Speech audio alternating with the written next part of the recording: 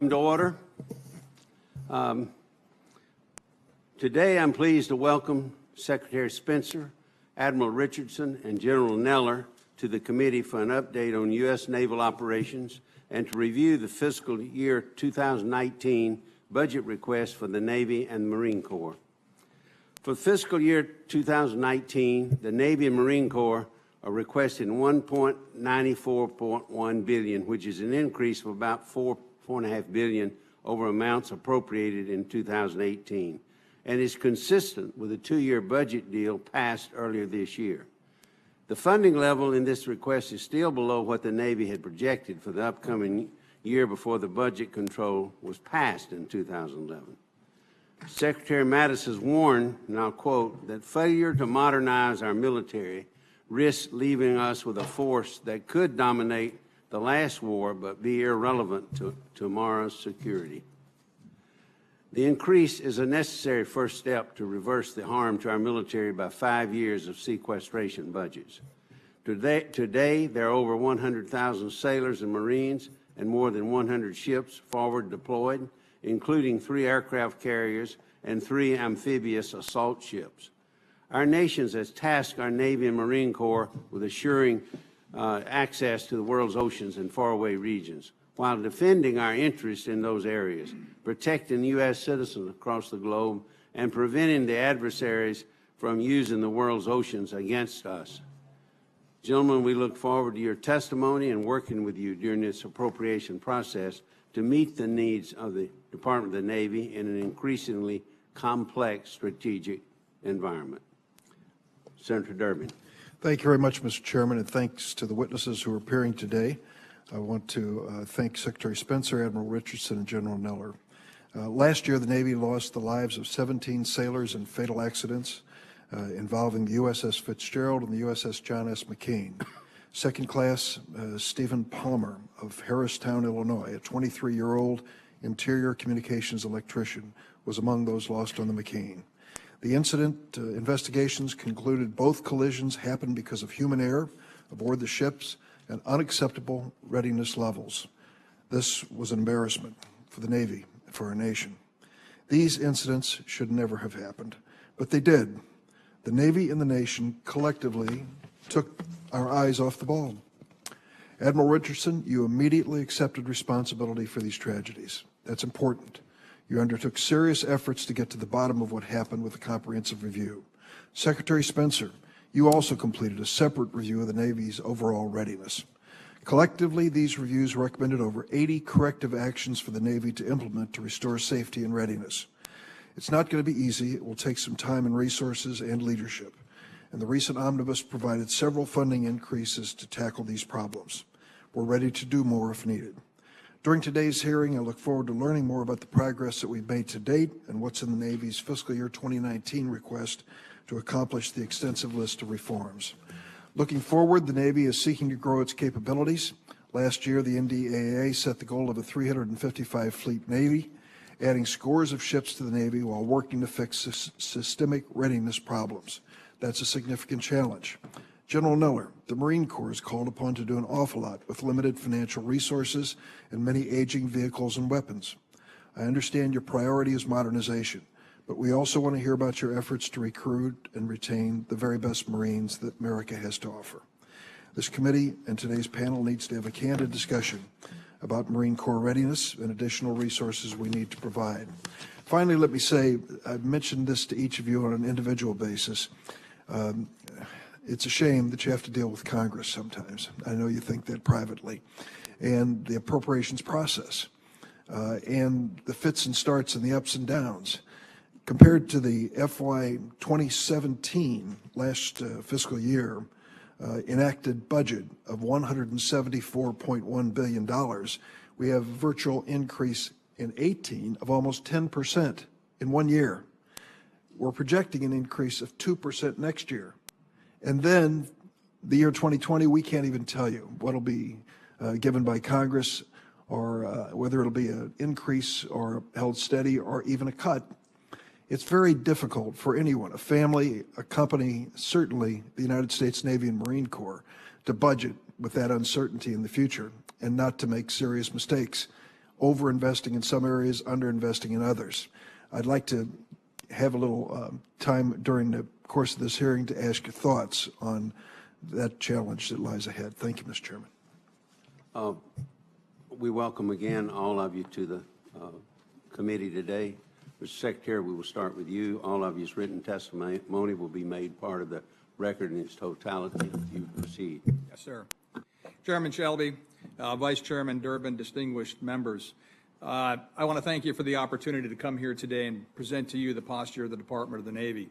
It truly is a pleasure for me to be sitting here with Admiral Richardson and General Neller, who over the past 9 months truly have become my business partners as we address the Title X issues facing the Department of the Navy. I also want to say that on behalf of the Navy and the Marine Corps, I want to thank you for the effort put forth by Congress and your colleagues addressing the bipartisan agreement to support the President's budget. We are completely cognizant of the fact that it put some people at the far extent of their comfort zones. We're aware of that, and we are greatly appreciative. Know that we will spend these resources in the most responsible manner that we can. We look forward to receiving those funds and those resources as soon as possible to enhance the readiness and lethality of your team, all the while expending them focused on the national defense strategy. Today, 94,000 sailors and Marines are forward deployed, stationed around the globe using the Maritime Commons as their medium of maneuver, ensuring the maritime lanes of commerce remain free and open, assuring access to overseas regions, defending key interests in those areas, protecting United States citizens abroad, and preventing adversaries from leveraging the world's oceans against us. And they're doing this 24 hours a day, 365 days a year. Our budget request enhances readiness and continues increasing the capability and capacity of the Navy Marine Corps team. As directed in the 2018 National Defense Strategy, our budget submission supports a more lethal, resilient, and agile force, able to deter and defeat aggression by peer competitors and other adversaries in all domains across the conflict spectrum. My priorities for the department center on 3 categories: people, capabilities, and process. The ability to accomplish our mission relies on our people. 800,000 sailors and Marines, active duty reserve, civilian teammates, and their families comprise this team. We are building a more lethal, agile, talented, and rapidly innovating workforce as we speak.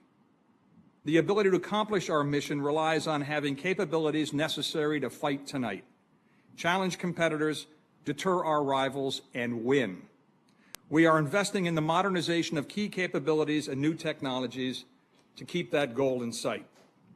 Lastly, the ability to accomplish our mission relies on having efficient processes in place that will speed value and ability to support our warfighters in a more effective and efficient manner.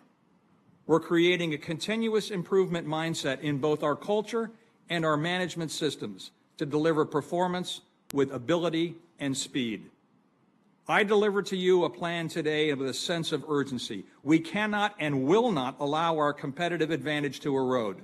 With your guidance, these planned investments will provide combat credible maritime forces for the future. We will ensure that we are good stewards, and we will drive efficiency across the department to maximize every dollar, invest smartly to leverage the return on our investments. I look forward to your questions. Thank you, Mr. Chairman, Vice Chairman Durbin, and distinguished members of the committee for the opportunity to testify today to discuss your Navy. And I'm also honored to be here with Secretary Spencer and General Neller, 2 great leaders with whom I'm working to increase the warfighting lethality and readiness of your Navy Marine Corps team. Mr. Chairman, you and the Secretary have described in vivid terms our Navy deployed around the world today, and a strong and responsive Navy matters to America now more than ever. As our national defense strategy makes clear, more naval power is essential in this new era of great power competition. With a rising China and a resurgent Russia, America no longer enjoys a monopoly on sea power or sea control. And meanwhile, regimes like Iran and North Korea threaten global stability. Given these challenges, we must increase naval power with a sense of urgency. every day, we must earn our place as the world's best Navy. To do that, we must take a balanced approach to build the Navy that the nation needs. The Navy the nation needs requires a bigger fleet, more ships, submarines, aircraft, and special operations forces. Congress agreed with the conclusions of several thoughtful studies, and a 355-ship Navy is now the law of the land. This will increase our Navy's ability to protect our homeland and our allies, to expand our influence as America's global maneuvering force, and to support American prosperity by safeguarding access to critical waterways. And while there will always be a debate about the eventual number of ships to build, we can all agree on one thing now. The Navy must get bigger, and we must start building now. The Navy the nation needs requires a better fleet, more capability achieved through modernization, networking, and agile operating concepts. The Navy the nation needs requires a ready fleet, time at sea, more flying, better maintenance, and more weapons of increased lethality that go faster and farther. All of this demands a talented force of sailors and civilians with officers of competence and character to lead them. Thanks to the efforts of this committee and the Congress, the readiness funds in 2017 and the enactment of the fiscal year 2018 budget has put us on a strong trajectory towards increasing American naval power in a balanced way. And as we discuss the 2019 budget request today that will help us achieve a bigger, better, and ready fleet, I commit that your Navy will be good stewards of every precious taxpayer dollar. This budget request enables your Navy to continue down a good course, and I look forward to the pleasure of navigating that course with Congress to building the Navy the nation needs, a Navy that's lethal to our enemies, committed to our partners, and safe for our sailors. Thank you, and I look forward to your questions. Chairman Shelby, Vice Chairman Durbin, distinguished members of the committee, thank you for the opportunity to appear before you today. I know this committee, the Congress, and the American people have high expectations of their Marines. As our nation's expeditionary force in readiness, you expect your Marines to operate forward with our Navy shipmates, reassure our partners, deter our rivals, and respond to crisis. And when called to fight, you expect us to win. You expect a lot of your Marines, and you should. As we hold this hearing, approximately 34,000 Marines, along with their shipmates, are forward deployed, some in harm's way, all engaged, doing just what you would expect them to be doing. Your Marines are an integral part of the new defense strategy, and rest assured we're doing our best to increase our competitive advantage against our strategic competitors. That said, we continue to face challenges, some as a consequence of rival adaptations, unpredictable funding, or our adjustment to the new strategic environment. I support what our Secretary and the CNO have said. Since the fall of the Soviet Union, the services of the United States have enjoyed well-earned, uncontested global dominance. Those days are over. Your Marine Corps, however, remains capable along with our Navy shipmates, but that competitive edge has eroded in almost every domain of warfare. We must modernize and address great power competition or risk falling further behind. As we look ahead to the 2019 budget, developing your next generation Marine Corps requires the modernization of our Corps, the continued recovery of current readiness, and further investment in resourcing the next generation of Marines. These priorities, coupled with adaptations to our global posture, will provide our nation's leaders the right capabilities at the right places to create decision-making space necessary for the nation to compete and, if necessary, fight at the lowest cost and resources possible. Despite the challenges facing us today in today's strategic environment, our Marine Corps remains the nation's forward-deployed, agile expeditionary force in readiness as part of that Navy Marine Corps team. To preserve that role and sustain the readiness it entails, we continue to require sustained, adequate, and predictable funding to develop the right mix of advanced capabilities and ensure a ready and relevant force. With the Congress's support and sustained commitment, we can begin to restore a competitive naval advantage, enhance global deterrence, and ensure that we send our sons and daughters into the next fight with every advantage our nation can provide. I look forward to your questions. Secretary Spencer, the two-year budget deal for the fiscal years 18 and 19 provides additional appropriations to the Department of Defense and, of course, the Navy. With a steep increase in funding we've alluded to already compared to previous years, can you explain to the committee here today how the Navy is maximizing your opportunity here to use every dollar to make sure the taxpayers' dollars don't go to waste but go to national security? Thank you, Mr. Chairman. We do have a plan front and center that we started actually at the turn of the calendar year in hope that we might get the great gift that you have given us. As an example, for the budgeting offices, we have had the practice out in place to start monitoring obligations as they go forward. Those offices that find themselves challenged to actually deploy funds that they've been allocated are to put the hand up early and say, one, can we use BTR relief that you've given us to reapply the funds to different areas within their purview, and or hand it up into the department level so we can make sure that they can be reallocated by notifying you all. The whole goal here is to spend those funds, one, to allocate those funds where needed at a maximum effort and a responsible effort. Mr. Secretary, of course, we all know that the two-year budget deal ends after 19, and the budget caps created by sequestration remain in effect for the years 20 and 21. What impact would return to sequestration have on the Navy? Massively detrimental, Mr. Chairman. We would hope, and I know hope is not a strategy, we would pray that it does not happen, that you all can rectify the situation. Sequestration, as you've heard me say before, and continuing resolutions have cost the Navy about $4 billion in wasted dollars. Also could cost you readiness too, could it not? Exactly. Thank you. Admiral Richardson, great power competition, which we have. In your submitted testimony, you say that the U.S. does not enjoy a monopoly on sea power or sea control, and that we're experiencing a return to great power competition with a rising China and a resurgent Russia. Could you describe what you can here in open hearing today, what the Navy is doing to improve its defensive and offensive capabilities to address these challenges? Sir, that is exactly the Navy the nation needs. And so that's what you're about, isn't it? Pardon me, sir? I said that's what you're about. That is what you just described my job, sir. That's what I do. And so not only a bigger fleet, more ships. This budget request as a request for 10 ships, dozens of aircraft. This is lethal power. But not only the capacity of the Navy, the number of ships, but also what is the capability of each of those ships. And so we've got an aggressive approach to take a look at modernization with leaning into the future with directed energy weapons and those sorts of capabilities that will really maintain our superior edge over those emerging navies. Finally, as competitive as anywhere else is the competition for talent, and none of this works without our talented sailors and civilians, and so we've got competition in that area as well.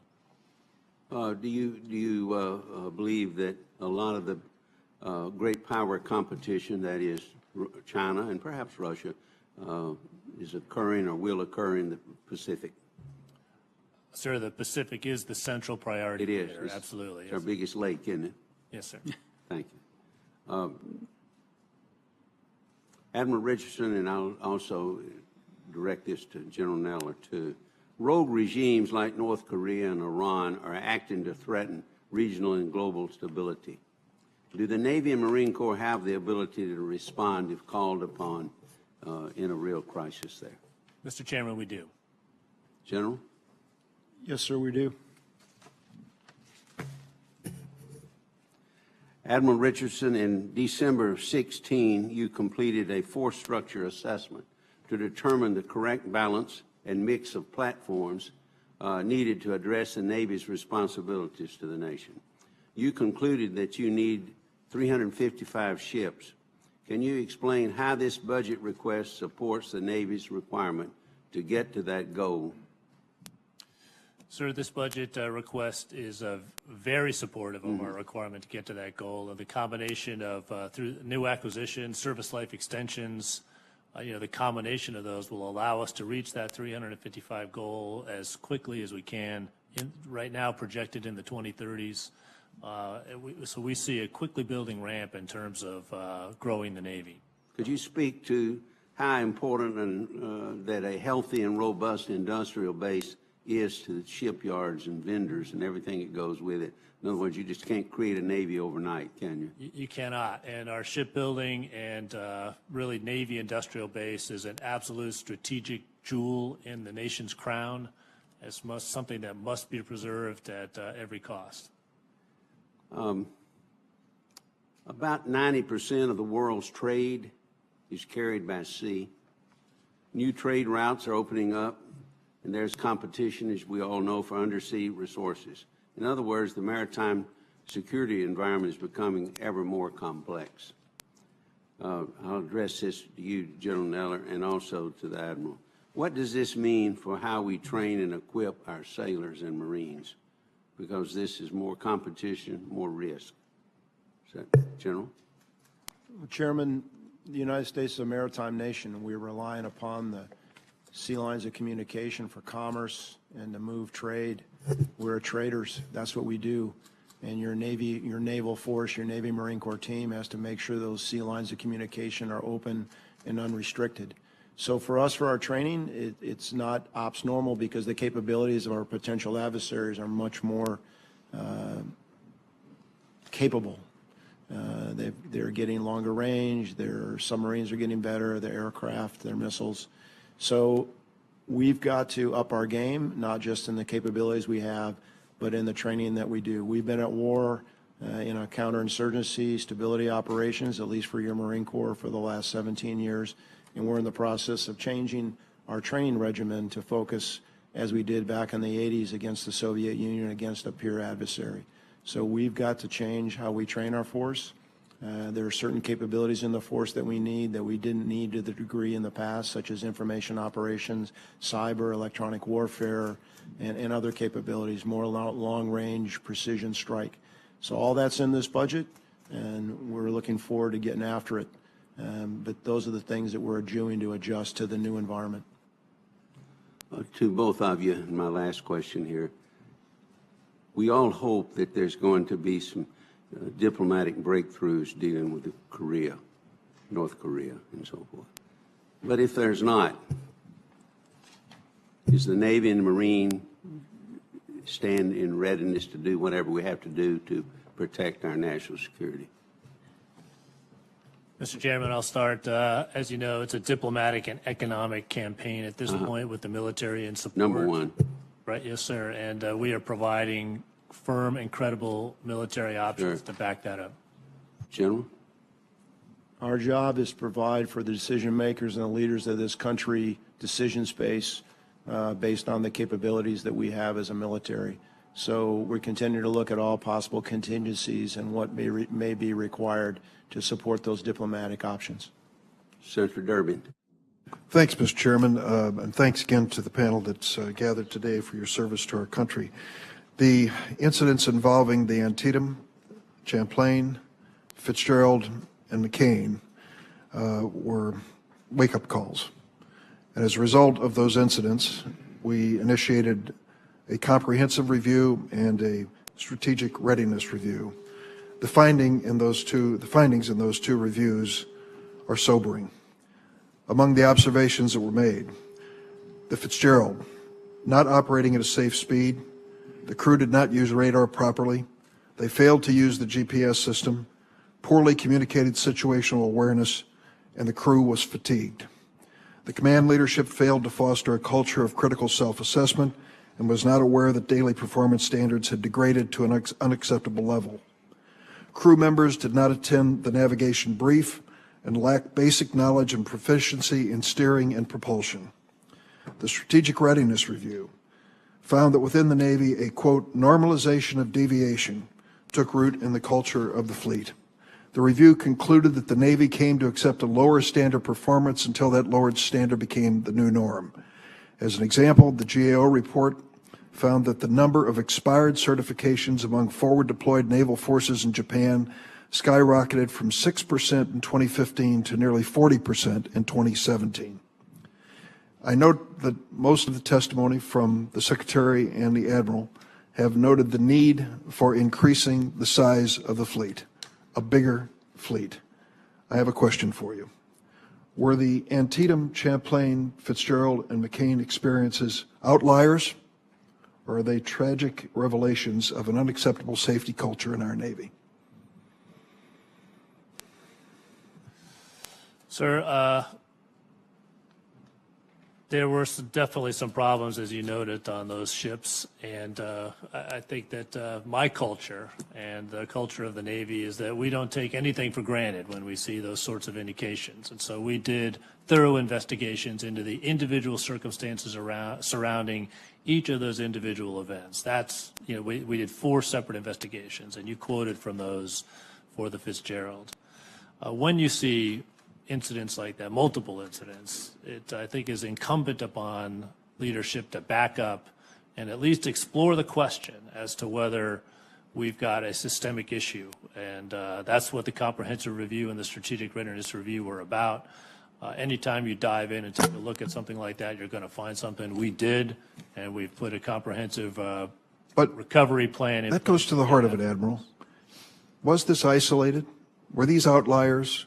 Or was the Strategic Readiness Review finding that the Navy has accepted a normalization of deviation as the culture of the fleet? Not the entire Navy, sir. And as a counterexample, we can point to the strikes just recently in Syria, the continued strikes executed safely and effectively in the fight against ISIS. The strikes into Syria last year, the vast majority of your Navy is outperforming its mission effectively and safely. However, every chance we get to improve, every chance we get to correct deficiencies, we're going to leap on those with an aggressive stance and fix them.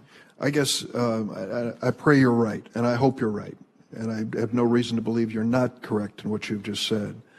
But the point I'm trying to make in this question was, I would think before you give us testimony about building a larger fleet, we talk about the men and women who serve the United States Navy and our nation, and making certain that they're doing their job effectively, that they're not fatigued, that they are prepared, and when called on, will perform their responsibilities safely and come home safely. Senator, we talked about a balanced approach, which included not only capacity, but also readiness, increased time at sea to get, practice those skills and to strike that balance. And so that's what I hope to convey with our budget request. General Neller, recent articles have been written about the training of women in the Marine Corps for combat. Has there been any change under your watch with the Marines in terms of training women for combat service? Well, Senator, women have been in combat in the Marine Corps since we've had women Marines. So what's changed is the assignment of women to ground combat units and to specific MOSs. So, is it not true that the assignment of women for combat training has been diversified now, that they're now being trained on the West Coast too? Women Marines are all trained at Parris Island right now, and they had previously all Marines when they graduate from boot camp, regardless of their MOS, go to what we call Marine Combat Training, which is basic infantry training for 28 days. Up until a few months ago, all the women from Parris Island went to our training School of Infantry on the East Coast, but you are correct. We have decided, particularly based on where those Marines might have their follow-on training or where they were recruited from, that it was more cost-effective and efficient to send them to School of Infantry on the West Coast. So yes, sir. Are you familiar with the article written by Kate Germano, who served for 20 years in the Marine Corps and retired as a lieutenant colonel, about the training of women in the Marine Corps for combat? I have read some of Colonel Germano's writing, yes, sir. And what do you make of it?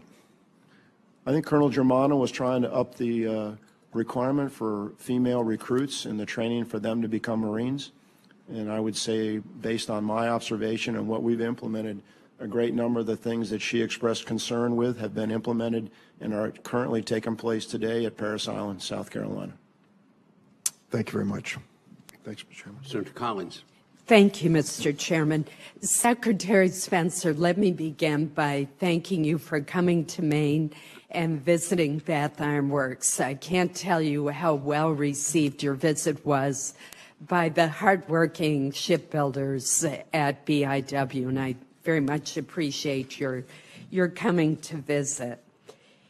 In the fiscal year omnibus bill, Congress decided to authorize the DDG 51 multi-year, despite some reservations that GAO and others had brought up. It is therefore critical that the Navy carefully manage this multi-year procurement so that both large surface combatant shipyards have stable and a balanced program workload to sustain the industrial base.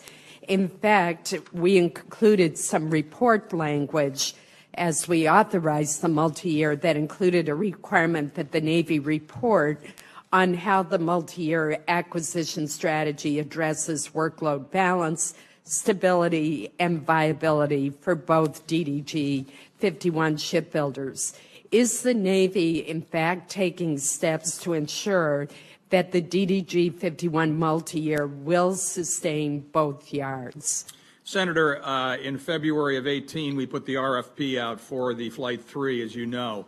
It is a continual concern of mine and something that I monitor regularly, which is the health of the industrial base across my whole portfolio. But know that when it comes to the large shipbuilders, for DDG in particular, we are specifically constantly looking at workload balance in that regard. But I want to punctuate that because my fiduciary responsibility, while we're partners in this with our suppliers, my fiduciary responsibility is to get the best value for the taxpayer. We have to work as a team, whether it be the DDG program, whether it be the submarine program, across the board. The workers are out there doing their best. Management of those workers has to lean into to make sure that they are providing the best for the team to produce at their optimum capacity. And that's another thing that we will ensure going forward, Senator. Thank you. Admiral Richardson, nice to see you again. I always want to remind you of your graduating from Kittery High School and your strong ties to the state of Maine. You recently outlined your vision for the next generation surface combatant acquisition to replace the Navy's aging cruisers, which included looking at existing hull forms as the base for a future combatant. How might the Zumwalt's unique capabilities, such as excess power capacity, inform the Navy's thinking about the next class of large surface combatant ships? Ma'am, thank you very much, and it's great to see you again as well. And you've hit exactly on a centerpiece of the strategy going forward, which is to garner as many of the lessons learned and roll those into the new ship as quickly as possible. I'll tell you, we are learning more lessons from Zumwalt every single day about the capability that ship brings, whether it be power generation, the role of stealth, the volume that the ship brings, the capability of the ship to bring down, very sensitive communications, et cetera. And so that's exactly the types of lessons that I would look forward to rolling into the next ship.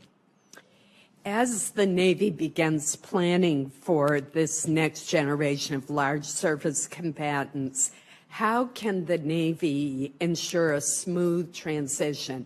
As you know, there were some disruptions in workload and difficulties in going from the DDG 51s to the DDG 1000s and then back with the restart of the DDG 51s. What lessons have we learned from that? If there's one word, I think, that describes the major takeaway, it's stability. And so we would ask and hope for stability in terms of funding and a return to normal order so that part is there. On my part, it's stability of requirements and stability of design that allows us to put together a program that meets the nation's needs, that is stable and predictable, and then can be executed in a way that is smooth and sails right through. Thank you, Mr. Chairman. Thank you all for your service. Senator from Hawaii. Thank you, Mr. Chairman. Thank you all for being here. As Secretary Spencer, I wanted to follow up on Senator Durbin's line of questioning around the comprehensive and strategic readiness reviews. My question is quite straightforward. A lot of the recommendations have to do with changes within the organization, and I'm wondering where we find the resourcing and the sort of budget money where your mouth is behind the readiness review in the coming budget request. Senator, you hit the nail on the head. If you divide out the recommendations from the Strategic Readiness Review and the Comprehensive Review, Strategic Readiness Review is primarily more management-oriented and don't really have that many dollars attached to it. The Comprehensive Review, addressing everything from common bridge components to training to bricks and mortars. If I'm not mistaken, we're somewhere around the $600 million range for that, needed for funding to address the comprehensive review issues. Thank you. Admiral Richardson, I want to talk to you a little bit about freedom of navigation operations. Obviously, the Navy plays an essential role in challenging unlawful claims around the world, and I won't ask you to talk about current or future FONOPs, but I just have a basic question about how we approach these. And I don't mean to be pejorative, but the only way I can frame it is whether or not you have a sort of a comprehensive strategy as it relates to FONOPs, or if your strategy, and this may be the right way to do it, is to be somewhat more reactive to incursions, to unlawful claims, to inappropriate actions from some of our peer adversaries. So the question is, do we sort of monitor the situation and respond as necessary, or do you have a schedule or a theory of the case that you implement regardless of circumstances, or is it a blend?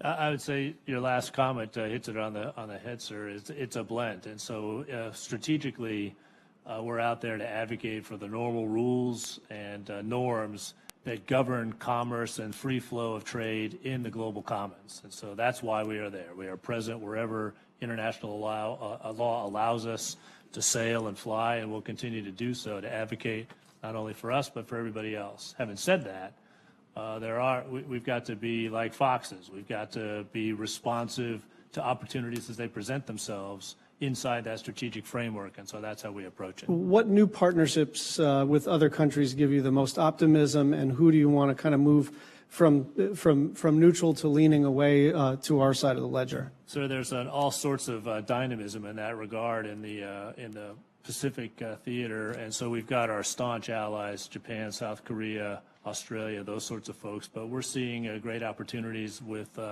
partners like India, partners like Vietnam even, and so there is an emerging dynamic. Malaysia. Malaysia, that entire region is. Where do you see the Philippines in that?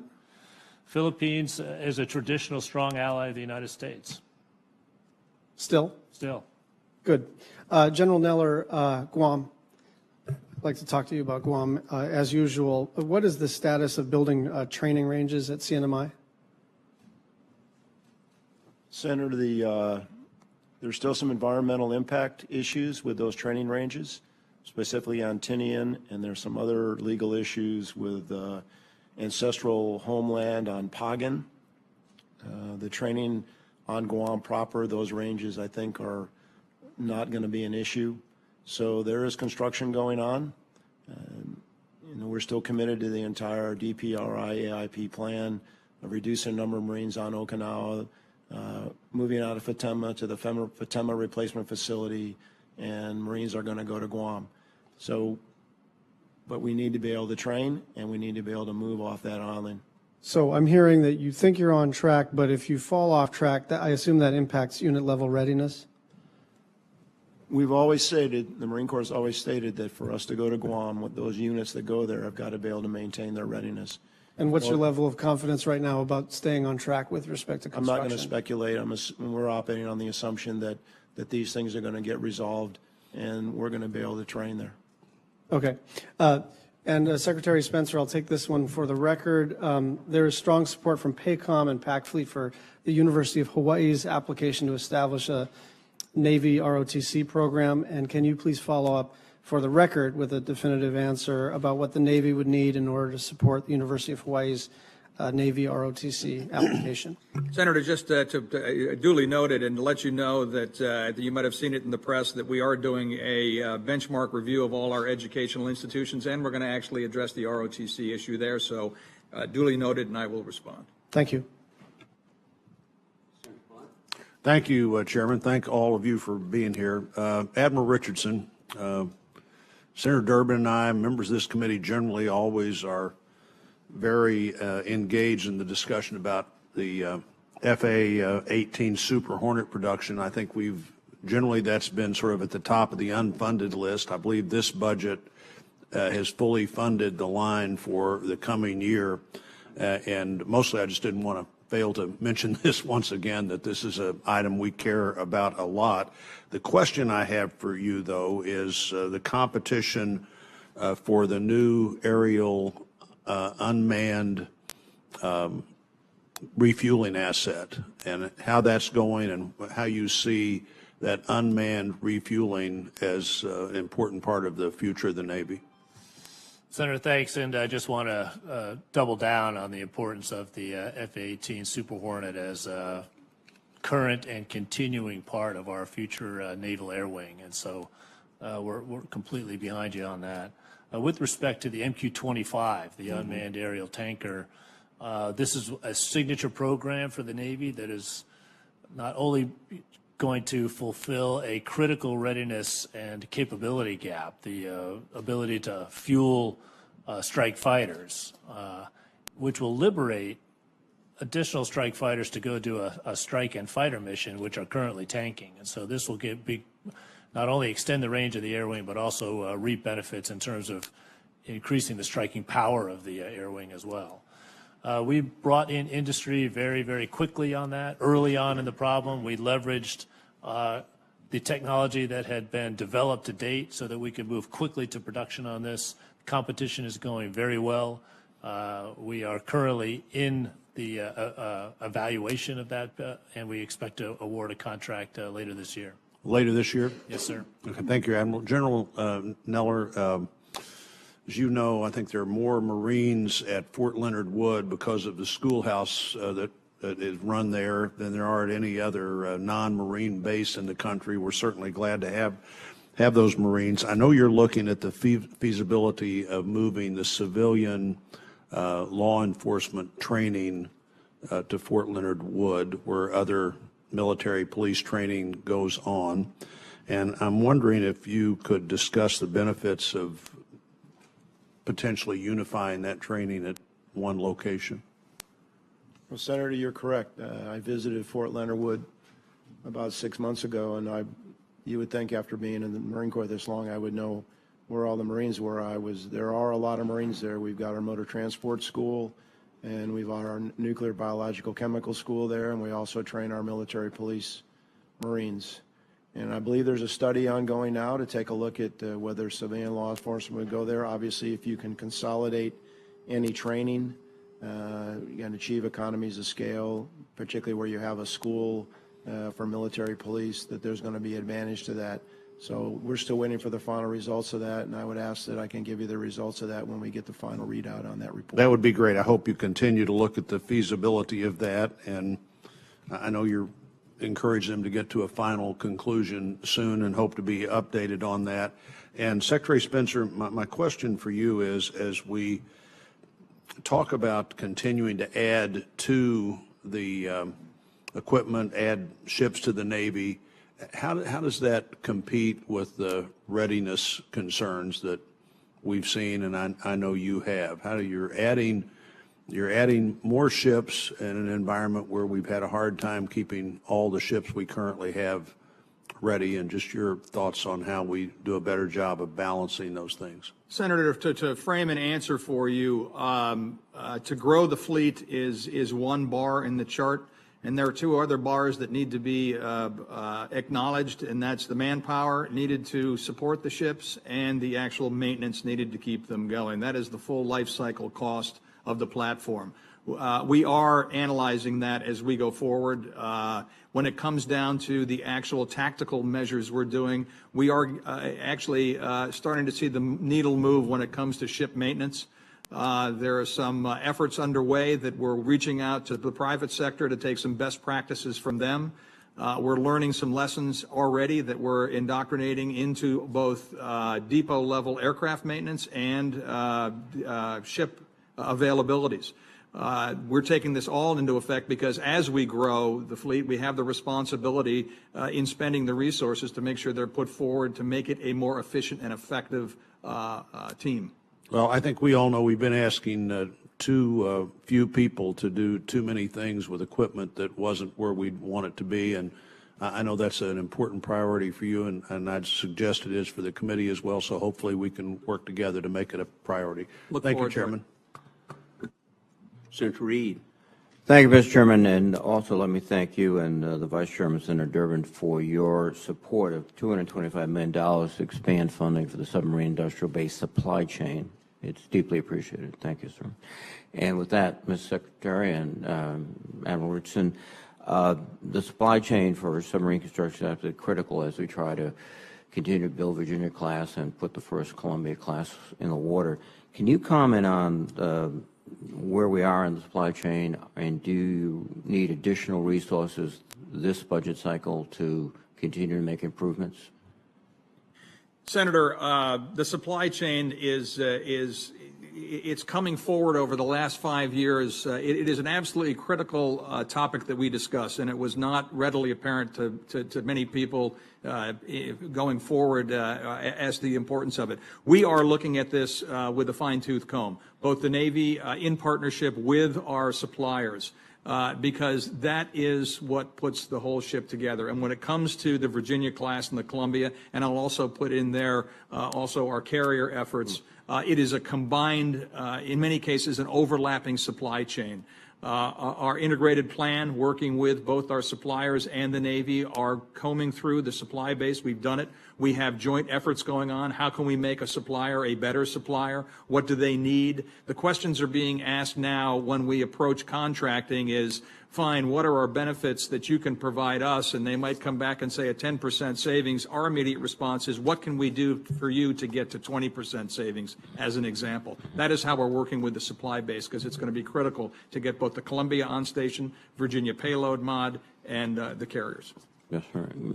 Senator, I can just pile on to that. Yes, sir. One, concur with everything that the Secretary said, and as you know, some of those second and third tier suppliers have really been hanging on by the skin of their teeth here as we've worked through some of the continuing resolutions and Budget Control Act sequestration levels of discussions, and so they are breathing a cautious sigh of relief with these new funding levels. So we're taking a very integrated approach to this problem, making sure that we continue to ensure the viability of those second and third tier suppliers as well. Let me raise another issue relating to the supply base. That is the reports that we've heard periodically. In fact, I think when Secretary Kendall was here, he indicated that a great number of unclassified components were basically in the hands, either physically or virtually, of our adversaries, and which goes to the whole issue of the security of the supply chain as well as their ability to produce material. So any comments about that? Is that part of your focus too? Senator, it is. In my previous testimonies, you might have heard that we were about to let a contract to a company that provided digital modeling for the Navy, and we're going to put some MSC ships in there so we could do predictive maintenance, et cetera. We found out that the division of the prime that was providing the company was actually had a joint venture with Huawei. We raised our hand and said, let's get the company on the phone, find out what this is all about. We were told, no problem, we're not using Huawei software or hardware. We asked, fine, can we see the governance documents for the joint venture? And all of a sudden, the phone line got kind of quiet, to be very frank with you. We have responded by putting prophylactic language in there that will protect us. We've yet to see the response from the prime yet. We await that. This is a continuing issue.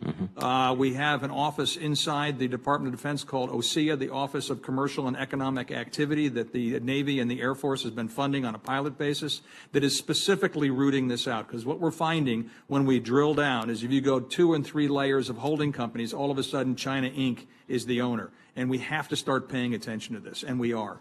Thank you, Mr. Secretary. Thank you very much.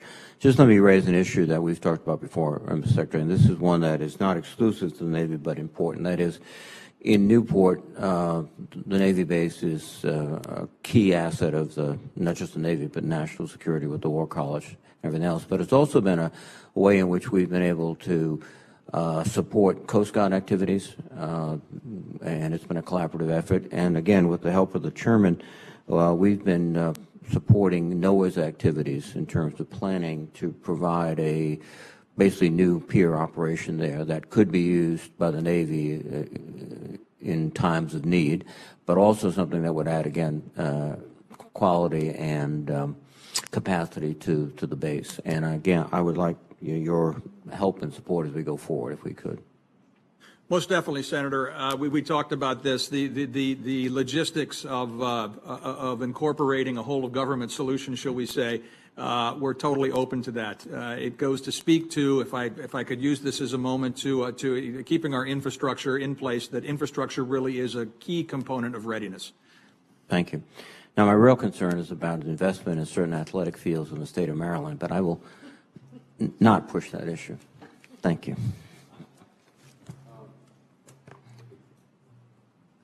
I'll direct this question to the Admiral and to you too, Mr. Secretary. I don't know what you can get into here in this committee, but in the area of super development and deployment of supersonic weapons, our adversaries, or would-be adversaries, maybe our competitors in the world, are certainly developing a strong weapon system in the area of supersonic. Admiral Richardson, are we still on the cutting edge? Are we trying to catch up? Or you feel fairly good about that, because they could be a huge threat to our fleets, could they not? Mr. Chairman, you got that exactly right, and I don't get paid to feel good about anything, and so I approach it all with a sense of urgency. We're moving out urgently in the area of hypersonics. The Navy is going to be appointed the lead service, has been appointed the lead service to lead the department's effort in hypersonics. We look forward to following through, laying in the investment in the program too. Should we get into that program a little bit in a classified area? I look forward to giving you a brief on that. Yes, sir. Thank you. Mr. Secretary. If I could put a punctuation on that, Mr. Chairman, as Secretary Mattis says to the service secretaries, we're not paid to be patient. Hypersonics is one of the 10 bins that Mike Griffin and our RD&A are totally focused on. As the Admiral just said, we are the lead in this thing, but Dr. Esper and Dr. Wilson and I speak about this with some regularity on how we can combine our dollars and do the fastest, best base research going forward, and then take each weapon to each service. Was that what Mr. Putin was referring to when he was talking about all their advanced weapons and what they could do to our shield and so forth? Was he alluding maybe or maybe not to supersonic weapons, or what? What do you think? I know it's speculation. Speculation is yes, sir. Okay. Admiral Richardson, you agree? So it's difficult to, with those cartoon drawings and everything else, it was difficult to figure out it, but I think we've got that situation covered. Yes, sir. Thank you very much. Senator Murkowski. Thank you, Mr. Chairman. Mr. Chairman, I want to thank you for the hearing today. Gentlemen, thank you for your leadership. I want to talk about Arctic and Arctic issues.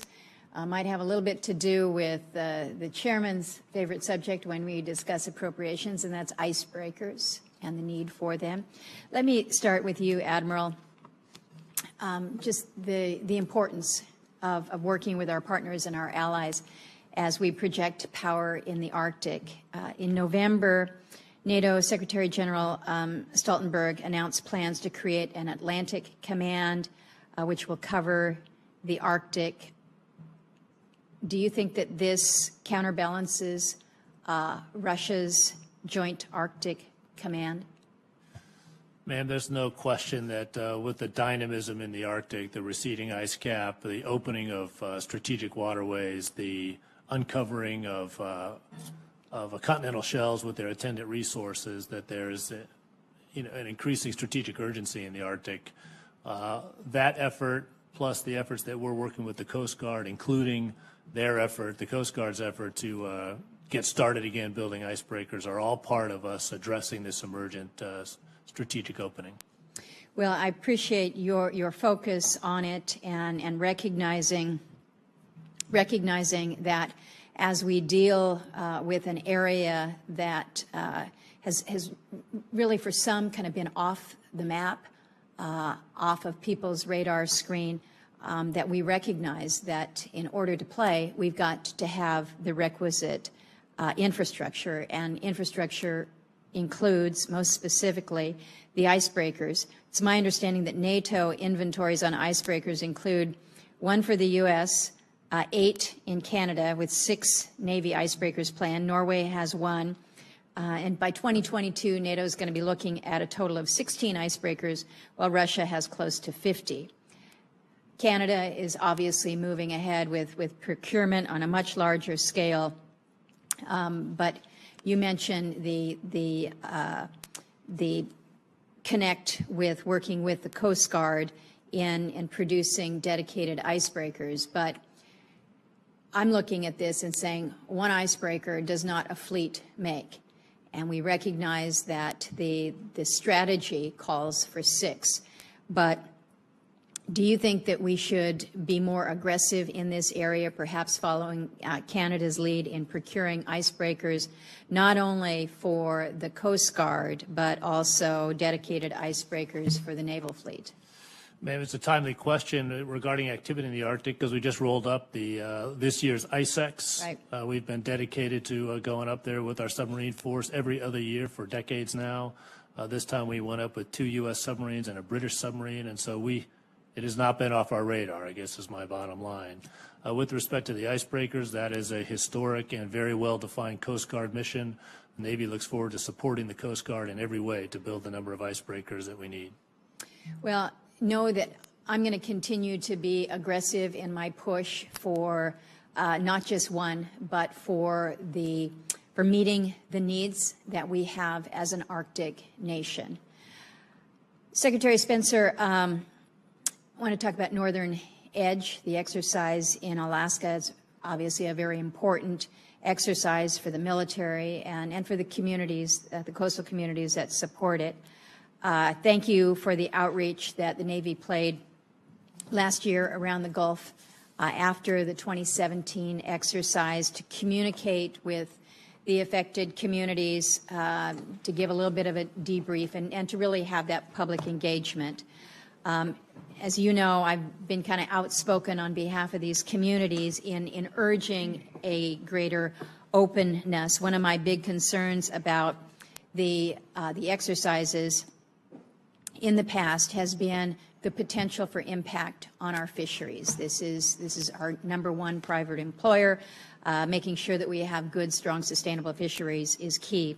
The decision to do the 2017 exercise in May caused a lot of consternation among the fishing fleet, concerned about impact to the salmon migration, given the timing. We've got 2019 that is in the planning, and what I would ask of you is that you engage with communities around the Gulf of Alaska to collaboratively determine a time for the exercises to take place that will have the least possible risk for negative effect and conflict with the fisheries. So I would ask for your commitment to work with my office, to work with the impacted communities to ensure that the concerns that the fishing communities have are addressed before we finalize a date for the next Northern Edge. Senator, you have my commitment, and as you know, the last cycle we did have good communications. We are acutely aware of our responsibility as a Navy, doing our training both environmentally and community-wise. You'll see that we had the conversations that no more SINC-X and minimal use, especially in certain grounds of explosives. We are talking with, this is a fine example. We look forward to going forward and making sure that all communities have input and we balance out the outcome. Good. Well, I appreciate that. I look forward to working with you. Know that Alaskans are very proud of the fact that we have superlative training areas in the air, on the land, and in the sea. But making sure that we have good, strong relationships with our military as you move forward in these is, I think, key to the ongoing the ongoing goodwill that is created on both sides. Sustainability is our key. Thank you, sir. Thank you, Mr. Chairman. Senator Hoven. Thank you, Mr. Chairman, and I'd like to thank all three of our witnesses for being here today and for your service to our country. Mr. Secretary, to you or to the Chief of Naval Operations, how long will it take for the Navy to integrate a low-yield warhead into the Trident ballistic missile as envisioned in the most recent nuclear posture review? Senator, if you look at how we're going to get to a low-yield path, you have the W76-1 as our prime. We believe there is an ability to a path off of that with a -2 model that would be a immediate path to a low yield, and then we also have to put money in PB 19 to look forward to a outward-looking weapon to do the exact same thing. So we have a near-term fix and a long-term research. Are you on your schedule? That I'll get back to you, sir. We're just getting started, Yeah. sir. The nuclear posture review just came off, so by definition, yes, we're on the starting line, and we'll look forward to staying. And so when you look at the 18 and 19 budgets, you realistically feel that you'll be on the schedule you've at least charted at this point? We'll deliver this thing on a schedule the nation needs, yes, sir. And how does that timing sync with the Columbia class, going from the Ohio Boomers to the Columbia class? Or will this update be on the Ohio's, or will it await the Columbia class? We anticipate that this will be used on the current Trident class, Ohio class submarine, and will also transition to Columbia class. How about, are there synergies? Because Air Force is doing the same thing. It's upgrading its ballistic missile fleet, long-range standoff, as you're aware, as well as upgrades to the Minuteman III. Are there synergies in the programs, both in terms of, for example, the LRSO in the Air Force case and the ICBM as well versus the SLBM and the upgrades to the missile? Yes, sir. Senator, as you know, we've sort of time phased the upgrade to the D5 missile program so that we don't create a gigantic funding mountain trying to upgrade everything at once. And so following the Columbia class introduction into the fleet, that's when we'll address the upgrades to the D5. I think there are tremendous opportunities for commonality between the two services as we do that. Well, that's what I'm wondering. In terms of the nuclear triad, the bombers, ICBM, SLBM, part of that's working together to maintain that triad. As we do these upgrades, which are expensive and take time, but which we need to do, and we need to bring in on the timelines we talk about so we stay ahead of any defensive systems, is there an active effort to synchronize those, share research, share costs, and so forth, and make sure we hit these timelines that we've laid out, both in terms of funding and getting the programs done? Senator, most definitely. If you look at the arrival of Mike Griffin at DOD, one of his charges is to align the services to make sure that R&D and S&T dollars are being spent to the priorities of the National Defense Strategy. We're binning those already. The dollars for this are aligned. What you're seeing also is the services now communicating quite rapidly amongst themselves when it comes to S&T and R&D dollars to ensure that we are aligning the dollars in the most effective, responsible manner. Yeah, again, doing that with programs like the F-35 and so forth, it seems to me we need to be looking to do the same Most definitely. thing. And again, I want to commend you both on the operation in Syria. Unbelievable professionalism, and just I can't say enough how much we appreciate it and commend you. And the men and women, obviously, in uniform carrying it out. Unbelievable. It's really them that did it, sir. It's those men and women deployed around the world. Absolutely. That's what they do. Absolutely. And so we need to continue to make sure they have the technology to stay ahead of our adversaries. General Neller, manpower levels, talk about where you feel, talk about, do we have enough manpower in the Marine Corps, and are we able to recruit to it? Just give me your sense of that.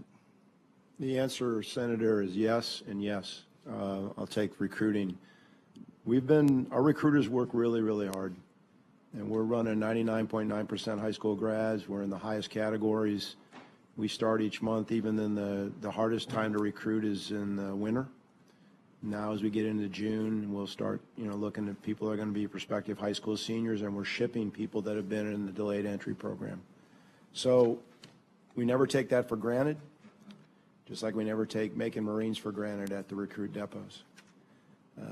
As far as the size of the Marine Corps, a couple of years ago, we were looking at going to 182 or possibly lower. This budget that we've been afforded allows us to go to 186.1. I would like to get our depth to dwell down, but I'm more concerned now that we have the right capabilities within the 186. The Marine Corps we're going to see in the future is going to be a little bit older. We've always been the youngest force, running about 62% of the Marine Corps 25 years old or less. But the capabilities we need in the future are going to be individuals that have gone to school for a while, have had more extensive training in the areas of electronic warfare, cyber, information ops. So advising, there's a number of things that we have ongoing that are going to make the Marine Corps a little bit older and make us a little bit more expensive. So we don't need right now more infantry battalions, and we need these other capabilities. So I'm focused right now on modernizing the force that we have and getting ready for the future fight and making sure that we have people trained to operate the capabilities we're going to need, not just tomorrow, but 5-10 years from now. So I think we're in a good place. Thank you. And again, thank you to the men and women in uniform. Just amazing what they do for us around the globe. Thank you very much. Senator Baldwin. Thank you, Mr. Chairman. Secretary Spencer, I'd like to discuss the Littoral Combat Ship, both in the terms of the fiscal year 19 budget request of only one ship, and in terms of the fiscal year 18 and 19 acquisition strategy. First, I'd like to say that I really appreciate your taking the time to have a couple of recent conversations about these issues and our shared belief in the importance of our shipbuilding industrial base. It's the industrial base, specifically the LCS shipyard in my home state of Wisconsin, that I'm concerned will be hurt by this budget request and the acquisition strategy, neither of which meet the standards set by President Trump to support U.S. manufacturing and the American workers and build a 355-ship Navy. Navy officials have consistently noted the importance of avoiding a production gap and layoffs at the LCS shipyards as the Navy transitions to the frigate. Admiral Nagley testified last year that 3 LCS ships per year is the optimal number of ships to maintain the workforce and maximize efficiency at the shipyards. And last month, Assistant Secretary Gertz said that, and I quote, "Obviously not operating at optimal production rates will cause some concerns to workers, and we'll have to spin that workforce back up as soon as we make that transition," end quote. Put simply, one LCS in fiscal year 19 will result in shipyard layoffs. And that's a highly skilled workforce that can't simply be spun back up. On the contrary, 2 LCSs in fiscal year 19, one ship to each yard, will result in the minimum sustaining rate needed to maintain the workforce and effectively compete for the frigate. Competition which is needed to ensure the best value to the Navy and to our taxpayers. Similarly, I'm concerned that the Navy's fiscal year 18 and 19 acquisition strategy, which is based on a lowest price competition and which we talked extensively about, would harm the Wisconsin shipyard because it fails to consider the unique capabilities, cost structures, and workforces of each LCS variant. Indeed, for complex defense programs like LCS, where innovation and capability are prized, lowest price contracting methods are inappropriate because they fail to provide the best value to the Navy. So, Mr. Secretary, will you ensure that the Navy's LCS acquisition strategy Number one, follows an equitable and best value approach. Number two, takes into account the differences between the LCS variants regarding capabilities, service life, and total life cycle cost. And three, considers the negative impacts of potential workforce layoffs to the Navy and industry. And as I noted in my recent letter to you, allow me to preface your response with my belief that the Saudi ships that we discussed, which cannot be accelerated without injecting unacceptable risk into the program, are not, in my opinion, a substitute for LCS, and that the previous ship backlog at Marinette Yard is now clear and therefore will also not provide the sufficient work for the shipyard. Senator, I appreciate your comments. Your first three requirements of me I can agree to because we do that across contracts no matter what. When it comes to price and value, I do want to address that. We have an amazing working force out there at all our shipyards, and they are owned by companies. And I believe that when I talk about the partnership of our suppliers, everybody has to get on board. I would say there is probably room at the owner of the LCS operation up there to be competitive. And they should sit down with us and address those abilities to become competitive. We will watch everything we can do to make sure that the workers, that the skilled workers we have do have work. While I say that, we are not in it for corporate welfare, to be very frank with you, and everybody has to get on board with the program, both the suppliers and the Department of Defense, and we will work forward in earnest to attain that goal. Well, just as a quick follow-up to that, obviously we want the greatest efficiencies we can extract and build in, but I hope you acknowledge that there are differences between the variants in terms of their capabilities, their service life, and total life cycle cost. And I totally agree with that. Okay. I totally agree with that. My addressing is not the operation of the ship at all. I'm addressing our suppliers' management. Senator Daines. Thank you, Mr. Chairman. Thank you, gentlemen, for appearing before this committee today. Montana is proud to claim one of the highest per capita rates of military service in the nation. As a son of a Marine myself, I'm not a Marine general, but I was raised by one. I'm mindful of those serving abroad on the 7 seas and around the world. In particular, I want to recognize the sailors and the Marines who train at Montana's 2 Navy Operational Reserve Centers in Billings, as well as Helena, supporting worldwide missions while also pursuing careers, raising families, and being leaders in their communities. Thank you for your continued service to them, as well as to our nation. I recently returned from a trip to China. I take a trip there every year. I brought along 4 other senators with me here 3 weeks ago.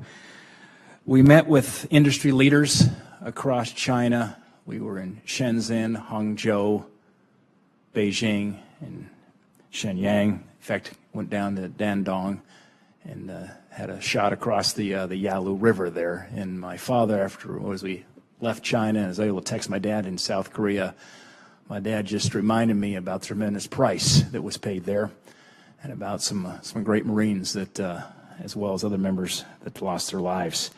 But we were really in an innovation deep dive while we were there in China. As we can see, the Chinese are leaning forward in advanced technology to gain momentum ahead of others. Their decision cycle between development and production is faster, frankly, than what the DoD is able to do. They are now rivals in artificial intelligence, in quantum computing, in biotechnology. Having spent 28 years in business, 12 years in the cloud computing industry, the innovation ecosystem that they are building right now as we speak is something that I hope we open our eyes to. I know you all see that, but I believe complacency is one of our greatest challenges right now in our nation regarding the potential, not only where they're at today, but where they will be here in the not-too-distant future.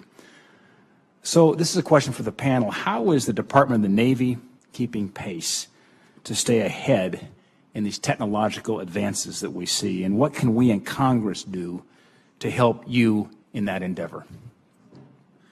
Senator, those are great observations. Let me preface it by saying, besides the comments I made about OSEA, the Office of Commercial and Economic Activity that the DoD has underway to look at China's impact on the Department of Defense and Navy when it comes to production, I can tell you that complacency starts at our country level.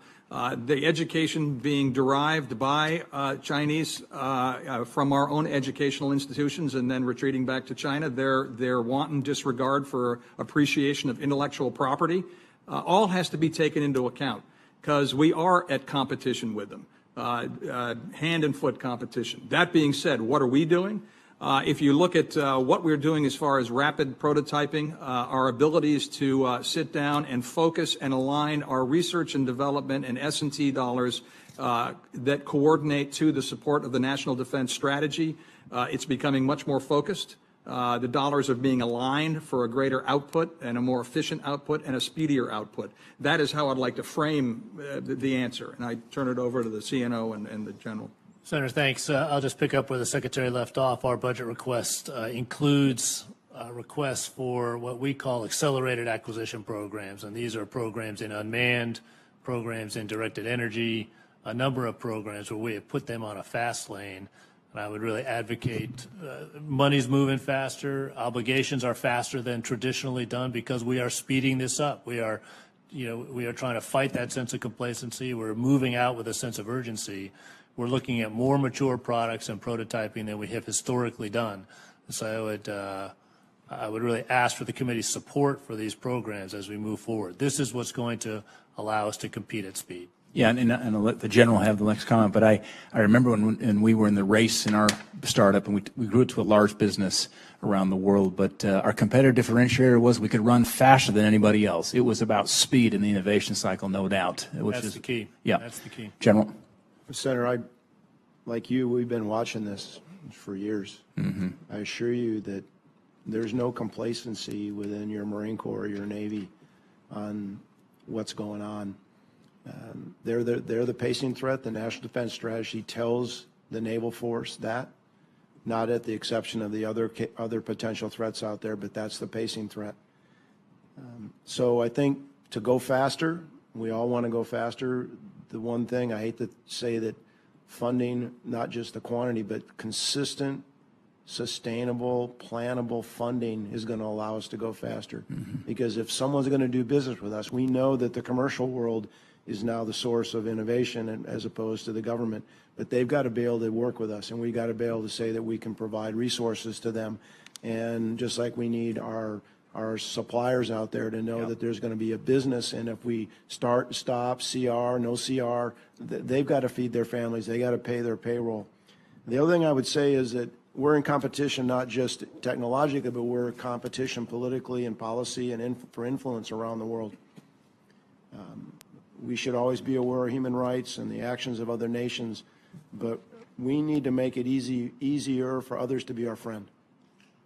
We need to be the country of choice for partnership in not just the Pacific region, the Indo-Pacific region, but around the world.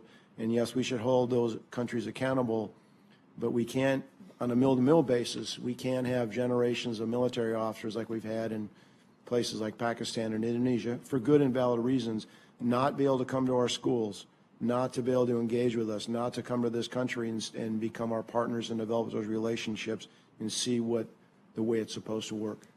Thank you for the comments, Mr. Chairman. Thank you for your new leadership in the Appropriations Committees. We can hear from our distinguished panelists. We can play a significant role here through your leadership in trying to get away from this CR nonsense and getting back to regular order, which I know you are trying desperately to move us in that direction. Here, here. Murray? Mr. Chairman, thank you very much. And let me just start by saying employment and opportunities for spouses of our military is incredibly important. A sailor or a Marine's readiness depends on their family being well situated as much as it does to their own training. We know that military spouses are unemployed or underemployed at rates that are much higher than their civilian counterparts and face the additional obstacles of having to relocate frequently, transferring licenses and credentials, and it's very difficult. I believe we can't afford to lose good people who want to serve, but get out because their spouse can't find work and staying in doesn't make financial sense to them. Perhaps most concerning, I heard recently from military spouses in my home state of Washington about challenges they look for in facing employment. And they told me that they stopped putting on-base addresses or that they are military spouses actually on their resume. They just stopped doing it because employers wouldn't call them back if they knew the spouse was military affiliated. So my question to you today, Admiral Richardson, General Neller, are you working with the private sector to overcome that type of bias and ensure that they see military spouses as an asset? And Admiral Richardson, I'll start with you. Ma'am, I'll be happy to address that. I signed out just recently a framework to get after increasing the strength and support to our families. And the bottom line of that framework is that a stronger family equals a stronger fleet, just as you said. And so we're looking at ways that the Navy can support the families directly, which includes going out to the private sector, the communities in which we reside, our neighbors, and look for employment opportunities. And there are a number of also good news stories out there of those employers that are opening their doors to the amazing talent that we have in our families and our spouses. Okay, well, I think we have to take specific direction on this. And General, let me ask you what you're doing. Last week, Senator Tillis and Senator Kane had a meeting with some of our senior spouses to talk about this very issue, and I think there's some legislation being considered to at least emphasize to the civilian sector the talent and capability that are there with service member spouses. So it's a difficult problem, and you're right. We recruit the individual, we retain the family. So, and the demographics are different than they were when I joined 40 years ago. So we are looking at a number of things to include keeping people someplace longer. I'm concerned we have a lot of families that don't move because the spouse has a job and they've got a house, and then we end up with a lot of geographical bachelors or bachelorettes around the service, which is not good because you want families to stay together. So it's a complicated problem. We're looking forward to this legislation. A lot of our bases and stations are overseas, and their credentials and the things that they bring with them are not recognized by the foreign government. And a lot of the places are in more or less populated areas, so the job opportunities just aren't there. But we do everything we can on bases and stations to try to afford spouses employment opportunities, at least on the base. If they're a government employee, they can transfer that. If they come overseas or they move, they get certain exceptions to hiring. But it is a problem, and we're aware of it, and we appreciate the Senate, Senator Tillis and Senator Kane, stepping up to try to help us find a solution. Okay, good. I'm happy to work with them. And if yes. I could just weigh in, because I'm living this. This is an issue my wife has taken on while taking her role as wife of the Secretary of the Navy. But a month, I believe it was last month, you might be aware that the 3 service secretaries signed out a letter to all the governors in the country when they were here for their retreat, addressing this exact issue. And therein lies some of the issues, because they are state and local issues, not so much federal issues. That being said, I would actually like to give a shout out to the state of New Mexico, where the governor there has taken this issue by the horns and is addressing it spot on with action and goals. With the private sector. With the private sector, exactly. Right. I appreciate the on-base jobs, but in many of our communities, it's the off-base jobs that count. And if they don't want to write that they're a military spouse or anything on their resume, that is pretty telling. So, all right, we look forward to working with all of you on that. I also wanted to ask Secretary Spencer, in my home state of Washington, there was a significant amount of groundwater contamination as a result of military use of firefighting foam. I know you know the issue well. Recently, the Navy agreed to install a filtration system for the town of Coopville to make sure they have safe drinking water, but I hear a lot from my constituents who are very concerned about their health.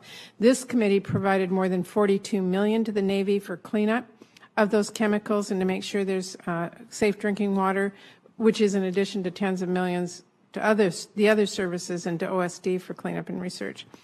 I just want to really impress on you, it is imperative the Navy acts quickly and decisively. And can you just tell us what your next steps are in addressing this contamination? Senator, we've made the statement, and we mean it, that the Navy takes its responsibilities both for protection of this country and our responsibilities for the environment very, very seriously. It has to be sustainable for us to be impactful going forward. Aware of the issue that you're talking about, we are a neighbor. We remain to be a neighbor, and we're a responsible neighbor. We are putting forth the best that we can do with the sciences that we know available now. And I can commit to you that that is how we're going to go going forward. Okay, thank you. Mr. Chairman, I have other questions. I will submit them for the record, and I appreciate it very much. Mr. Secretary, you alluded to our competition with China, and I think you're spot on. But it seems to me that there has been, say in the last 30, 35 years, a huge transfer of technology, that is engineering and science and the ability to, and manufacturing, everything that goes with that, from the West, especially us, but Europe too, to China, that in modern history, no one's ever seen. So they've not only taken a few steps, as you mentioned, to big steps to educate some of their best and brightest. They've been doing it for nearly 40 years, 100, maybe 200,000 a year in U.S., and they're going back. That's it's already posing a threat to us economically. It could pose a threat to us down the road militarily, could it not? Yes, sir. And is that one of your concerns, and it better be a wake-up call for all of us? It is a tremendous concern, Senator. And it's not just within the DOD. I think it's in the corporate boardrooms around America. Well, you reference buying companies and so forth. And, of course, we have CFIUS, as you're very familiar with. On another life in the Banking Committee, I've worked on that. I think it's very important for us not to sell things or have other companies, foreign companies, control things that we deem are important to our national security. Do you agree with that? Could not agree more, Senator. You agree with that, Admiral? I do, yes, sir. General? Yes, Senator. Thank you. Senator Baldwin, you have any other questions? Thank you, Mr. Chairman. General Neller, you've previously commented that you want to field the Joint Light Tactical Vehicle as quickly as possible. Bless you. I've also seen reports that the Marine Corps may be looking to increase the JLTV acquisition objective from 5,500 vehicles to more than 9,000. Given this posture, which I support, I'm concerned that the President's last two budget requests don't seem to support that same goal. For example, the fiscal year 2019 budget request seeks to buy 214 fewer JLTVs than was anticipated in the fiscal year 18 request. Similarly, the fiscal year 18 budget requested only 527 vehicles when the prior year budget had planned for more than 1,150. If JLTV procurement gets pushed to the right, the program will have to compete for resources with future larger scale modernization programs, which would probably put increasing incredible pressure actually on the Marine Corps budget. General Neller, could you comment, and do you think restoring 214 JLTVs to your fiscal year 19 acquisition plans would help the Marine Corps fielding schedule stay on track? Senator, as we discussed before, we want to field this vehicle as quickly as we can. And the acquisition objective originally was 5,500, and somewhere now it's around 9,000. So it's a good vehicle. We want to get it. Our Humvees are old and we need to be replaced. The drawdown or the reduction of 214 vehicles in the budgets was based on other trades where we just simply put other things at a higher priority. The total price of those vehicles is about $65 million. So if that money were restored, obviously we would want to do that, but we had to make some trades. on things that we thought were of higher priority, like long-range artillery, rockets, and things like that. And so that's where we ended up. It has nothing to do with us not wanting to field that vehicle faster. All right. Thank you. Thank you, Mr. Chairman.